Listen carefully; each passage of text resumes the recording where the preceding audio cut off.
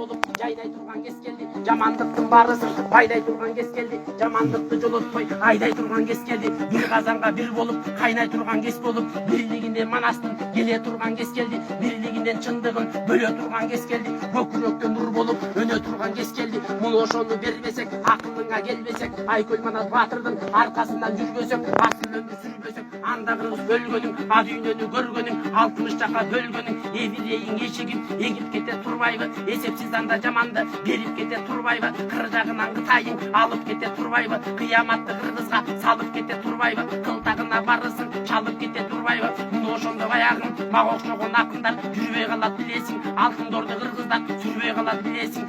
Жоо кеткенсен кыргыздар, бул ташы кылычыңды ташка чап, анан кийин башка чап, жанадагы кашка чап, азырынча келели, айланайын тургандар асылдыкты берели, бирибизге дем болуп, бирибизге бел болуп, бир муштунда эл болуп, жашаганың бир болуп, төрүң дагы бир болуп, өлүң дагы бир болуп, жериң дагы бир болуп, элиңдеги бир болуп, төбөдөн түйгөн күн болуп, айланайын кыргыздар өзөккө чынтып биригип, өлгө кыргыз тирилип, акыйкатка биригип, асыл кыргыз тирилип, улуу жолдун жолуна түшө турган кез келди. Улуулукту кыргыздар иче турган кез келди. Муну ошондон өзгөрүп, кагылайын туугандар, ата бабаң бул күндө тең аспандан текшерип, акылына келгенди, ак жолуна бергенди. Ошондо оң жагынан Кытайлар ала албасын билгиле, одар бизге жаманды сала албасын биргиле, түп жагынан жамандар кире албасын биргиле, ала тоонун боюнан жүрө албасын биргиле, бириңди бириң жакын деп, бириңди бириң акын деп, бириңди бириң батыр деп, бириңди бириң жакын деп, айланайын туугандар эрен деп, берен деп, батыр деп, жамандарды капыр деп, көкөлөтүп ошондо бөпөлөтүп өстүрүп, тебийикке жеткирип, кагылайын туугандар келгилечи көрөлү, жакшылыкка журунду, жакшы нурду көрөлү.